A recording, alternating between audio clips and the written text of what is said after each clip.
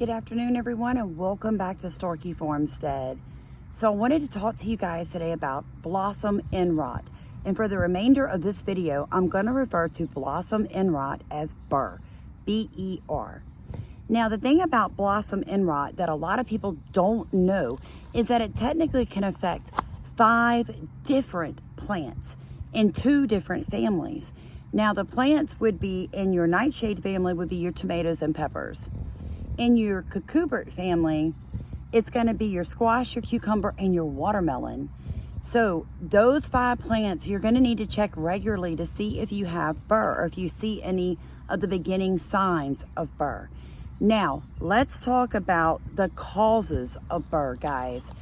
What causes it, and then how we can correct it. Okay, so one of the things that causes BER would be fluctuations in soil moisture, really rapid growth of your plants. And the other thing would be, occasionally this happens to people, inadequate calcium levels in your soil. However, studies show that BER results from a localized calcium deficiency in the fruit. So what that means is the water is not bringing up the calcium from the soil on a steady, regular basis. And the cause of that, irregular watering. So it's all going to go back to watering your plants regularly. Like I said, most people are not going to have a calcium deficiency in their soil.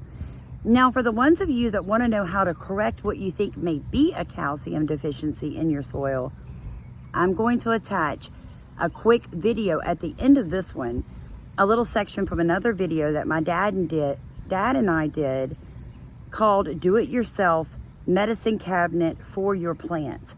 I'm going to attach the calcium section into this video so that you can watch how you can correct BER in your plants easily, organically, using household products that you probably already have. Okay, guys, things to know. BER is not contagious. You do not need to pull up the entire plant, whether it is tomato, pepper, watermelon, squash, or cucumber. You do not need to remove the plant. It is not a disease, okay? This is a physiological disorder caused by an environmental condition. Hence, you either have over-fertilized or you have not kept your watering on a consistent level. And what do I mean by over-fertilization? What happens with the rapid growth that I mentioned in the beginning of the video is that you may have used too much fertilizer and your plant has had a tremendous growth spurt. Well, that can cause BER, okay? So a couple of things that you now can do to avoid getting BER in any of your other tomato plants or pepper plants, squash, cucumber, or watermelon. What you need to do, guys, is water regularly. Okay, so more than just water regularly, you need to make sure that your soil stays consistently damp around the root zone of your plants. All right, don't let it dry out all the way and then water again. You need to keep it damp. You can also go ahead and mulch around your plants.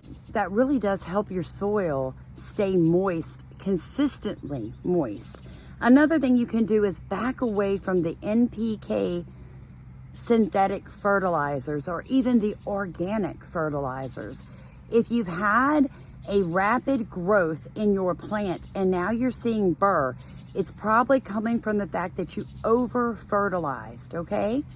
So what you're gonna wanna do is slow down on your fertilization or stop completely. Another really cool fact that you might not have known about BER is you can actually eat the fruit.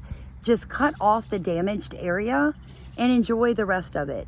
But if you don't get that damaged fruit off of your plant, what will happen is secondary diseases will move in, things like mold and mildew, and you can even allow in a virus or bacterial, even fungal disease into your plant. I'm gonna turn around and show you guys where I've got BER in my tomatoes and where I have BER on my squash, so you guys can see what it actually looks like in the field and in the garden. All right, so you see how it's got So you can see how it's got the mold, right? Now, there's not much of this to eat, and it's super green, so I'll just throw this out to the chickens. But if it had been a little larger, I could have cut that off and actually fried it as a fried green tomato. Now, these are the fruits on the plant with that one that was affected. And as you can tell, none of those tomatoes seem to be affected like this one. So it's not going to affect every single tomato on your plant. Okay guys, as you can see,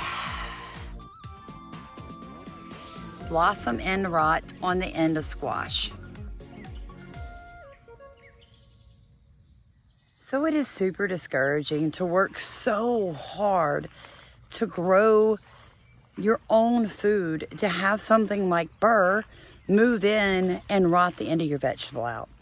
So just so you guys can get a little bit more information on calcium, why it's so important to your plant and everything else about that, and ways to correct calcium deficiency, at the end of this video, I've attached the clip from the other video.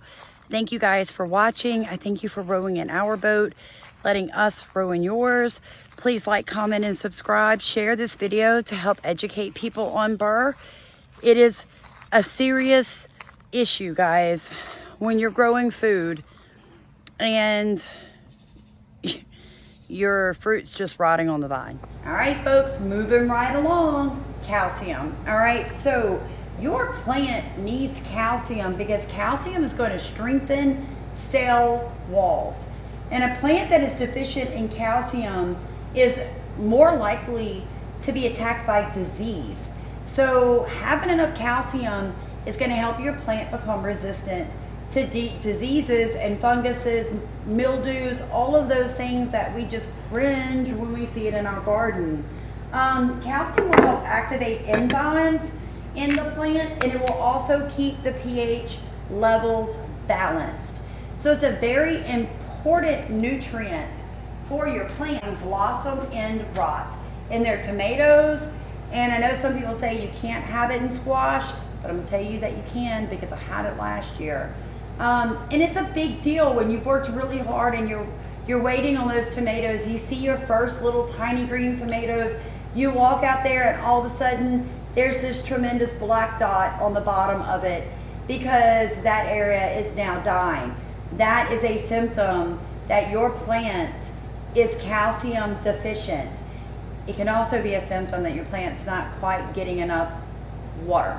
But let's stick with the calcium. So Dad, if I see that nasty little black dot going on the bottom of my tomato, myself, I run out to the garden, to the rabbit tree, I collect some rabbit urine, I dilute it, and I pour it around the root zone of my plant, and I do a foliar spray.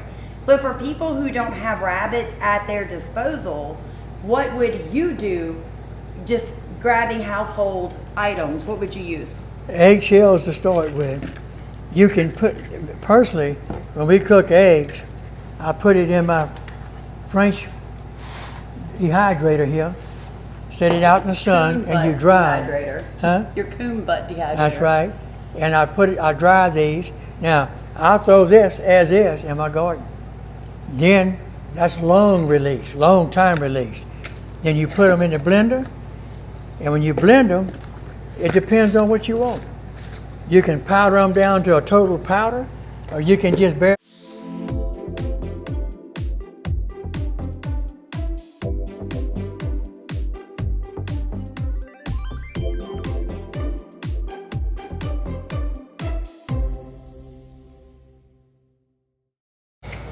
And that is a quick release. You can release, this will release quicker than a whole shell will. All right, now here's the trick, people. You got to dry them. If you don't dry them, you're taking a real good chance. Oh, that bacteria. Yeah, the bacteria. I just read something on that. Yeah. If you don't dry your eggshells, I wouldn't put it in my garden. Yeah, without doing it. All right, hold on. Now I got to fix that. That's telling me that I'm fixing to run out of battery. That's cool. Let me get back over there before you begin to talk. Now, you need to dry these before you do this and put it in your garden. Now, here's the trick. If you're tough and real brave, you can do that in your microwave. You can dry them. after mama gets through with you, you won't do it at one time. It stinks. That's why I put them in this, set it out in the sun, let the sun have it. 6 or 8 hours, they dry. Okay, Now, what about that? now this, extremely quick release, powdered milk. You can dissolve powdered milk in a solution of water, pour it around your plants, and you're talking about almost instant pickup. It'll take it right on up the plant. So you got quick, fairly fast, or the whole shell that is a long-term release. My garden, you walk out there, you'll see half eggshells laying in it, and you'll see little crushed eggshells laying around. Very seldom do I have to resort to this. When I started, I had to. Now, it's a continuous release year-round. So that takes care of your calcium. Now, Dad, let's put it in one of our handy-dandy little jars and get it labeled for your medicine cabinet.